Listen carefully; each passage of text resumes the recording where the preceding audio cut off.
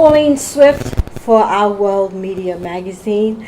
I have a very handsome gentleman in the studio with me by the name of Tony Johnson, who's a publisher and an editor of Our Times newspaper here in Queens. Welcome to Our World. Thank you. It's a pleasure to be here. I met you about a year ago. Yes. And I did say I wanted to interview you, and yes. I was going through your newspaper, and I liked what I saw. Wow, thank you. Appreciate that. So I would like you to tell everybody, how did you get started? Well, I started this paper, again, in 2004, October 2004. So it's been 13 years I've been publishing. It's a bi-weekly publication, twice a month. We circulate in predominantly Southeast Queens neighborhoods. That's Jamaica, Laurelton, Springfield Gardens, Queens Village, and so on and so on. So we have 20,000 in circulation. So we have a nice circulation bi-weekly. We do community news, we do health, we do inspirational articles. I write an editorial about the significance of the current events. So that's basically it. We encourage black-owned black businesses to support the paper. We have predominantly black businesses who advertise with us. We don't discriminate against white business, but we do encourage, because most of the business is from our own community. Okay. And we support and we encourage them to advertise with us, and we encourage the customer to patronize them, and we keep the money. We believe in keeping the money circulating. In the community. In the community, and I think that it works, because whenever people pick up the paper, they know so and so, Mr. Brown is over here, Mr. Johnson's over here. It's in the neighborhood. I have coupons, so people come to redeem the coupons. They take pride in the paper because they know it's from this community. I'm from Southeast Queens. From the time I moved from this country, originally I'm from Jamaica, West Indies. Oh, okay, so are we. Oh, really? Yeah. Didn't even know that. I migrated here in 1973. Oh, wow. So I've been living in Southeast Queens community ever since. I went to school at St. Catherine of Siena in Riverton Street, in St. Albans. So I've always lived in the community. Now, did you go to school for journalism? Because journalism is one career and business is another. I went to school. I had an opportunity to have a major in business management. I took a minor in journalism. Okay. So I took journalism in Old Westbury, and actually that's where I discovered a talent for writing. I didn't even know, besides, I didn't really write that much, except whenever I did write, people was moved by my writing. So actually, because of the people encouraged me, that's what made me look towards writing. I said, wait a second, sometimes, people sometimes know your talent before you even realize it, and that was the case with me. Okay. Now, you was telling me earlier off record that you worked for other newspapers and stuff, and that gave you an idea. Yeah. I worked for the Queens Chronicle. That's when I first started in the industry. A local Queens paper, which is a pretty big. They got different editions. They go different parts of Queens, besides Southeast Queens. So when they hired me to help the paper in this area, in which I did. I improved their sales by 100%. And so, I know people. I know how to sell to my people. Okay. Selling. Is it a different sales pitch than if you was another area of the market? Of course. It's one thing. It's tougher sell. Because people are not that educated as far as the advertising. They don't realize that advertising doesn't cost. It pays in the long run. Doesn't advertisement pay for everything, because basically this is free? Yeah. So that's the only way I can do it. It's a free paper. So I have no other revenue coming in. I have no grants or nothing, no loans. The only way I can generate is through the advertisement of the paper. Back page, the ads inside. That's the only way I do it. So this is a constant, you would say this is a constant, I wouldn't like to word hustle, but this is the constant. It's a hustle because, you constantly have to hustle. Okay. There's no stop. Once you stop, every day I have to constantly go at it.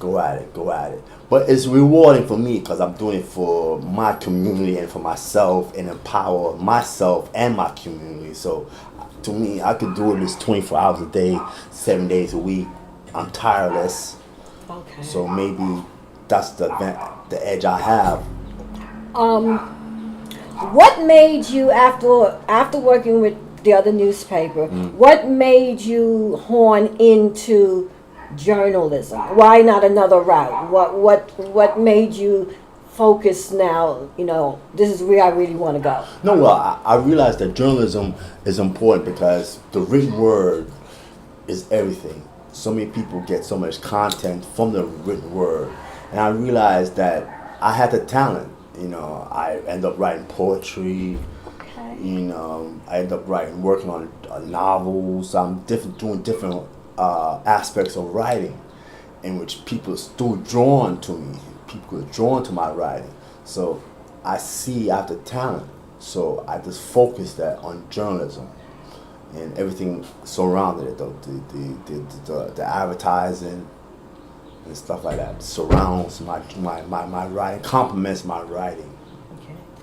Now, you've been in this business for a while. Yeah. What do you think of the new technology and the way things is now? Because when I got into it, it was very, very glamorous. Yeah. Yeah. And now, like, you would see somebody with a camera and a phone. Yeah, yeah. So, do you feel that it has cut down the importance or the excitement? It's funny you say that because a lot of aspects, it's made it easier. Not anyone could publish a paper or do a video show or do them themselves. And you're right, it might have taken, as far as professionalism, might be lowered a little bit, and and the grade of application might be lowered. But in the other hand, it also becomes a lot easier for me to do it compared to, let's say, 20 years ago, where to publish a newspaper was like the grueling sort of a thing, where so much effort had to be put in. Now, also with the gruelingness and everything, I've also heard that newspapers and magazines eventually is going to go out of business and everything is going to be online. I don't believe that. I think people still need the paper. They still need to grab up the magazine. They still read what's going on. They like to have it in their hands. Okay. I don't believe newspapers is going anywhere. We just got to improve our quality and capture our readers.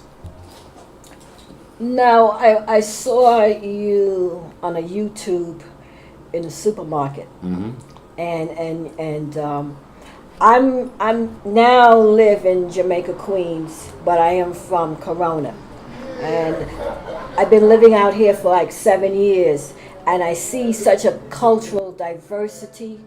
Queens is very diverse, period, but with that diversity in this area, I also see problems like the supermarkets with the food, like we're not getting good quality stuff. And I want to write about that. I want to let people know, like you buy the milk and in 2 days it's spoiled. It's spoiled, right. Because we get the last of the food chain. We're in the bottom of the food chain as far as products and stuff. But why do you think we accept it? Because we certainly are not building supermarkets for ourselves. Apathy. I mean, like me, I'm a person that complain about everything. You know, the price of things. Not many people is like that, or like that. Many people just, you know, the price of whatever it's $2.75 and went up. They just pay the money because we're conditioned just to accept it. We talking about 400 years of being forced to do something, whether you like it or not. So all of a sudden you can't all of a sudden say, "Oh, wait a second, I don't like this." So you just go along. We go along with things. I think. Okay. What would you like to see some changes for the community? What's some of the things that you would like to see changes with? I think for one thing, we gotta learn to support our own businesses. I think we gotta rally around because instead of spending money with these franchises, these Family Dollars and these Dollar Trees, what we're doing is putting our own local businesses out of business by supporting these franchises. You know, I just went to a labor strike from Spectrum, the cable company. Local Union 3 was protesting. 105 days they've been out there trying to negotiate a contract. They don't want to pay the technicians a fair wage. So they're hiring scabs where they can pay them half the money and don't have to put them in the union. That's what Spectrum is doing, and that's what's happening now, all around us. The corporations is trying to engulf us. It's for us, the black entrepreneur, the small businesses, to stand up for our rights and protect our community. Don't let these people come infiltrate our community because we're hurting ourselves. Because they're just taking their money and flee the community. They're raping us. We gotta stay within our community and circulate the money. Circulate the money. Like the Black Wall Street. Like Black Wall Street, their money, you circulate $45 by time, 45 times by the time it left the community. Black Wall Street. Now, within 10 seconds after we get paid, the dollar leaves the community. So we have a lot to learn. We got a lot, not learn, but retrain ourselves. Because we knew, you know, during the, after the Civil War, Reconstruction, we had black townships. Yeah. You know what I mean? But do people really know about their history? I don't think we maybe know they about don't. our Yeah. history. I try. That's one thing I try to do. I try to put things like that. That's why it's very important for me to keep publishing this paper because that's the only way you can learn about Black Wall Street and how good we were. That we have black townships, we have black mayors, black senators. Because of our progress is why they fought against us. That's why they had the Ku Klux Klan. Was a direct result of the progress we had made after the Civil War from 1865 to 1890. We ran things. So because the Ku Klux Klan, they started hanging us. By hanging one, you put fear in 20 other black men. True.